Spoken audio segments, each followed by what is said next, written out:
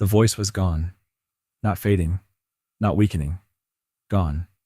Louis Armstrong stood in the cramped backstage bathroom of Chicago's Civic Opera House, staring at his reflection under harsh fluorescent light, and when he opened his mouth to test what he already knew, nothing came out except a whisper of air. 3,000 people were filing into their seats. The band was warming up. The promoter had sold every ticket weeks ago. And the man whose gravelly voice had become as recognizable as his trumpet, whose vocal signature was inseparable from his identity, could not make a sound. It was November 1958, and in 2 hours, Louis Armstrong would walk onto that stage and give a performance that would either destroy his career or reveal something about music that even he did not fully understand. What happened that night would be recorded, archived, and decades later, recognized as one of the most emotionally pure performances of his entire life. This is the story of the night Louis Armstrong lost his voice and found something deeper. By 1958, Louis Armstrong's voice was as famous as his trumpet. That rough, warm texture that sounded like gravel and honey mixed together had become his trademark. When people heard, "Hello, Dolly," or "What a wonderful world" in their minds, they heard that voice. It was not technically perfect. It cracked. It growled. It defied every classical vocal training principle.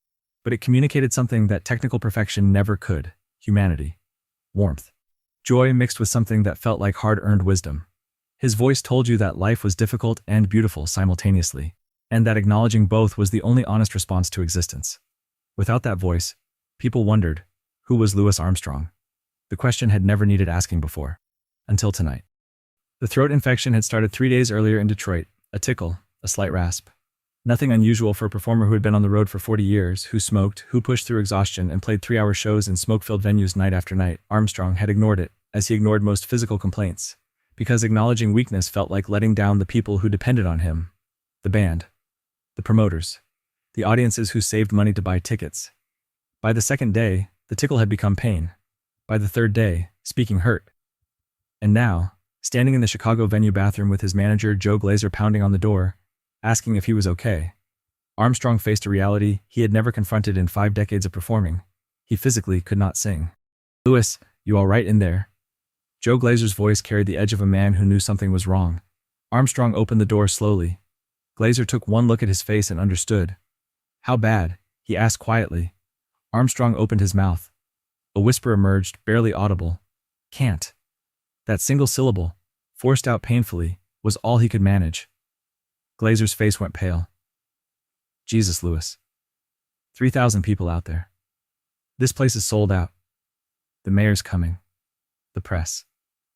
We can't cancel. The insurance. The lawsuits. The reputation damage." He was spiraling into crisis management, calculating financial disaster. But Armstrong held up his hand to stop him. Then he did something that made Glazer think he had lost his mind. Armstrong smiled. Not the stage smile. A real one, tinged with something that looked like curiosity. He gestured toward the stage, toward his trumpet case, sitting on the dressing room table, and then pointed to his throat and shook his head. Then he pointed to the trumpet again and nodded. Glazer stared at him, trying to decode the pantomime. "You want to just play trumpet?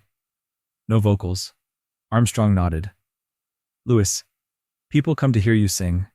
Your voice is half the show. More than half. How are you going to do 'Hello, Dolly' without singing? Mac the Knife, Blueberry Hill. These are vocal songs." Armstrong picked up a pen and wrote on the back of a set list. "Music talks louder." Glazer read it twice, then looked at Armstrong like he was watching a man walk toward the edge of a cliff. "This could ruin you," Glazer said. "If the audience feels cheated, if the critics savage you," Armstrong wrote again. "Or it could be honest." That word hung in the air, honest. In a career built on performance, on giving audiences what they wanted, on being Louis Armstrong the entertainer, the idea of pure honesty felt radical and terrifying. But there was something in Armstrong's eyes that Glazer had not seen in years. Not resignation. Not defeat. Something closer to liberation. As if losing the thing he was known for had freed him to discover what he actually was underneath. "Your funeral," Glazer muttered. But he went to inform the band and the venue manager that tonight's show would be different. Very different. In the dressing room, Armstrong sat alone with his trumpet. He had played this instrument for so long it felt like an extension of his body. But it had always shared the stage with his voice, the two elements working together, each supporting the other. He had never performed a full show with trumpet alone. Never had to communicate an entire evening's worth of emotion, story, and connection without the verbal element that audiences expected. The trumpet was eloquent, yes. But could it carry the weight of all those songs people came to hear sung? Could it express the narrative arc of a full performance without words to guide the audience? He ran through scales, testing his embouchure, and the trumpet responded cleanly, perfectly. At least, this was working. The voice was silent, but the horn was ready. Backstage, band members reacted with varying degrees of concern. Trummy Young, the trombone player who had worked with Armstrong for years, understood immediately what was at stake. Louis doing the whole show instrumental. He asked Glaser. No vocals at all. Glaser nodded grimly. He can't speak. Can barely whisper. It's instrumental or we cancel. Trummy thought for a moment, then said something that surprised everyone in the room. Might be the best show we ever do. The other musicians looked at him like he was crazy. I'm serious. Trummy continued. How many times have we watched Louis carry a tune on trumpet after he finished singing it, and the trumpet said more than the words did? Maybe we've been hiding behind the vocals. Maybe tonight we find out what the music actually is. The house lights dimmed at 8 o'clock sharp. 3,000 people settled into their seats, programs rustling, conversations fading to expectant silence. The announcer's voice boomed through the speakers. Ladies and gentlemen, the Civic Opera House is proud to present the one and only Louis Armstrong. Applause erupted. People stood. The curtain rose. And Louis Armstrong walked onto that stage carrying only his trumpet, his face showing a vulnerability the audience had never seen before. He stepped to the microphone, and 3,000 people waited for the greeting they had heard 1,000 times on records. The warm hello, folks. That started every show. Instead, Armstrong raised a hand in a small wave, pointed to his throat, and shook his head gently. Then he brought the trumpet to his lips and began to play. The first notes were soft, almost tentative. He played the opening melody of Hello, Dolly, but without the vocals, the song felt different, raw, exposed. The audience stirred, uncertain. Some had paid significant money to hear Armstrong sing. This was not what they expected. But Armstrong kept playing, and something began to happen. Without the lyrics to guide interpretation, the melody itself started speaking. The trumpet bent notes in ways his voice never could. Sustained sounds longer, created tonal colors that words would have obscured. The song stopped being about the lyrics and became purely about feeling. About communication through sound alone. And slowly, the audience began to understand they were witnessing something unusual, something they had never heard before. Armstrong moved into the next song without pause, flowing from one melody directly into another, creating a continuous musical narrative that did not allow for applause breaks or spoken introductions. This was not a variety show. This was something closer to a symphony, except instead of multiple movements, it was a single emotional journey expressed entirely through trumpet. He played songs everyone knew, but stripped of vocals, they revealed dimensions that had been hidden. What a wonderful world became almost unbearably tender, the trumpet crying out the melody with a purity that made the familiar song feel newly discovered. When the Saints Go Marching In transformed from a jubilant vocal number into a meditation on hope and faith, the trumpet carrying both celebration and longing simultaneously. 15 minutes into the performance, the audience stopped waiting for vocals.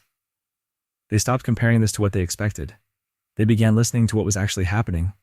And what was happening was extraordinary.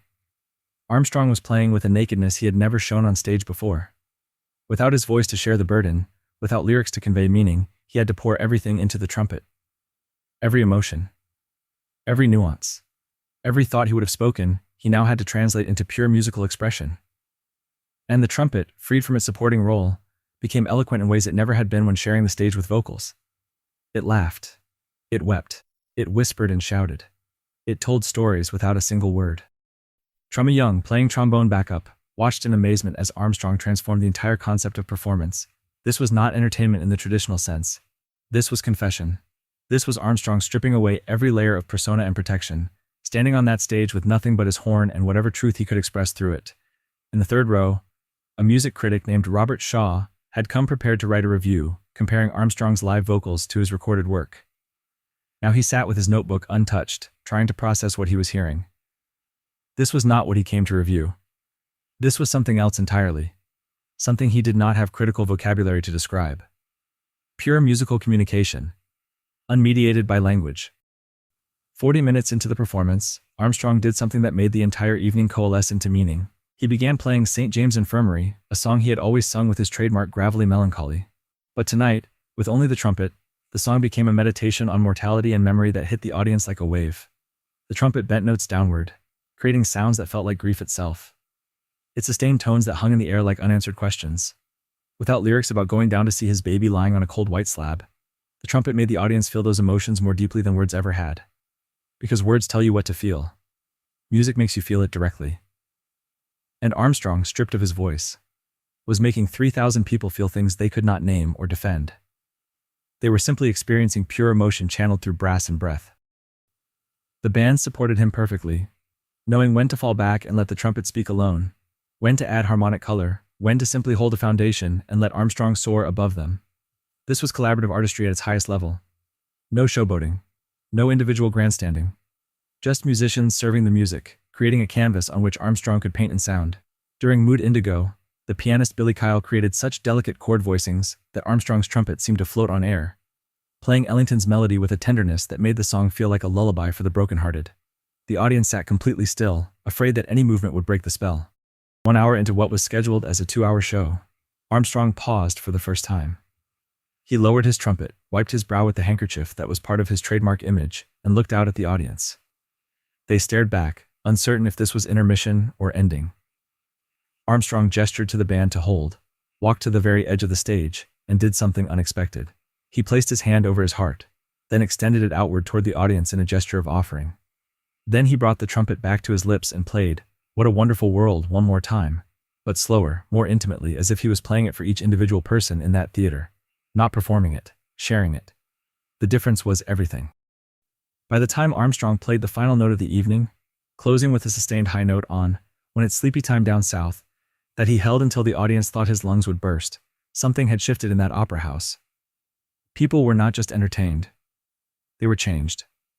They had witnessed an artist stripped of his primary tool, discovering that he had something deeper to offer. They had heard what music sounded like when it was not dressed up in words or performance conventions. They had experienced Louis Armstrong at his most vulnerable, and, paradoxically, at his most powerful. The applause when he finished was not the enthusiastic roar of fans who got what they paid for. It was something more reverent, more stunned. The kind of applause that acknowledges you have witnessed something you will remember for the rest of your life. Backstage, Armstrong collapsed into a chair, his lips swollen and numb, his body soaked with sweat, his throat still painfully silent. Joe Glaser stood in the doorway looking like a man who had watched the impossible happen. "Louis," he said quietly, "that was." He could not finish the sentence. There were no words adequate. Armstrong smiled, exhausted, and wrote on a piece of paper. Music talked. And it had. Louder and clearer than his voice ever could have that night.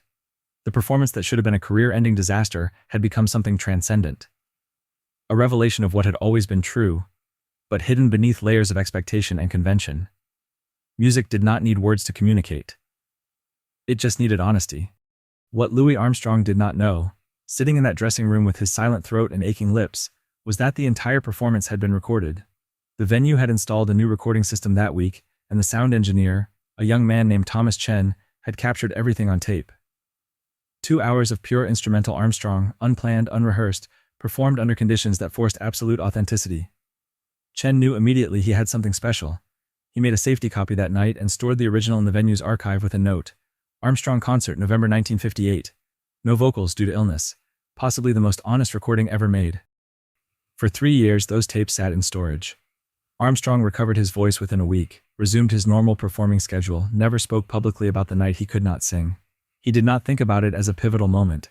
It was simply a crisis he had navigated as best he could. But Thomas Chen thought about those tapes constantly.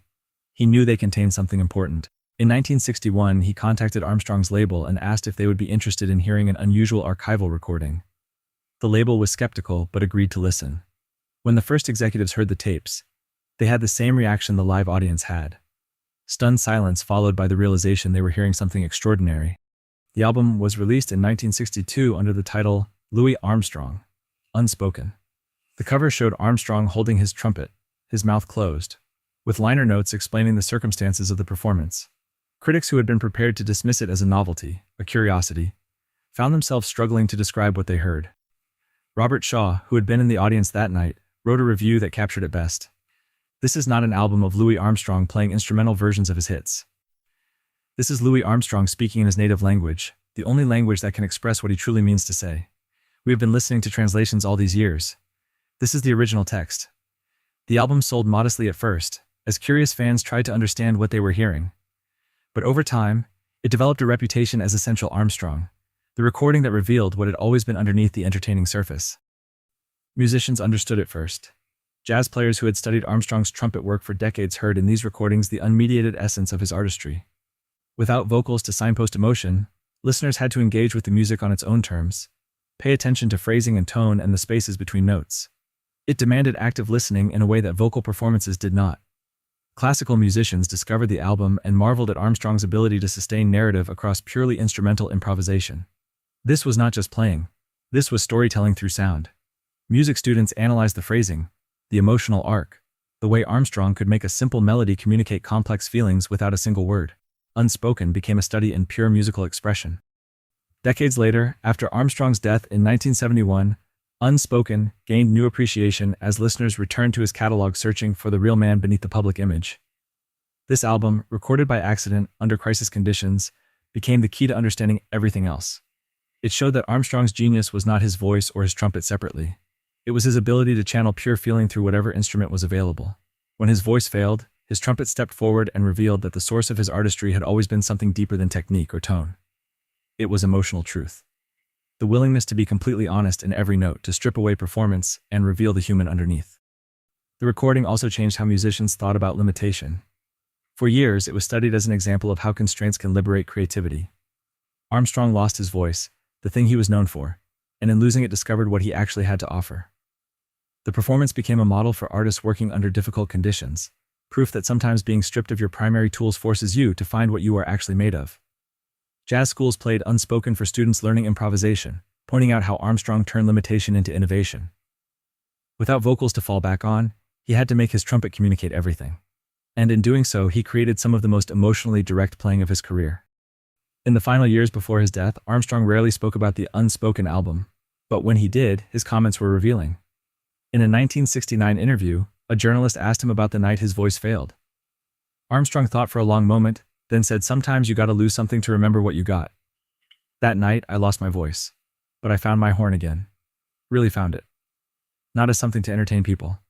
As something to tell the truth with." The interviewer asked if he would ever consider doing another all-instrumental album. Armstrong shook his head. "Can't plan that kind of thing. That night happened because it had to. You can't fake that kind of honesty. You gotta be forced into it." That honesty is what makes Unspoken endure. Listeners hearing it for the first time, even decades after Armstrong's death, report the same experience. The sense of eavesdropping on something private. The feeling that Armstrong forgot an audience was listening and just played for himself. The intimacy that comes from hearing an artist with all defenses down, communicating in the purest form possible. Music without mediation. Feeling without filter. In a career full of joyful performances and beloved recordings, Unspoken stands alone as the most vulnerable thing Louis Armstrong ever created.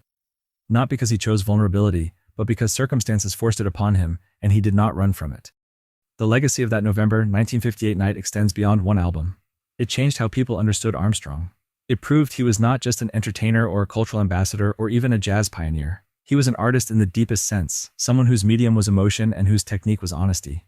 Everything else, the trumpet, the voice, the smile, the performances, were just vehicles for that core truth. When one vehicle failed, another stepped forward and the truth continued to flow. That is what made him great. Not technical mastery, though he had that. Not popularity, though he had that too. But the capacity to be completely honest through music, regardless of circumstance. Today, Unspoken is considered essential listening for anyone trying to understand Louis Armstrong. Not the hits. Not the crowd pleasers. This accidentally recorded, crisis-born album that captured a man stripped of his defining characteristic, discovering he had something deeper to offer. The night Louis Armstrong lost his voice and found his truest sound.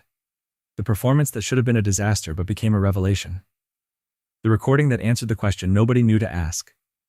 Who is Louis Armstrong when you take away everything people know him for? The answer turns out to be simple and profound. He is music itself. Pure, honest, essential. That is what Unspoken revealed. And that is why, more than 60 years later, people still return to those recordings. Still listen to a man playing trumpet for an audience that expected to hear him sing, and still find themselves moved by what happens when artistry meets authenticity in the space where words end and music begins.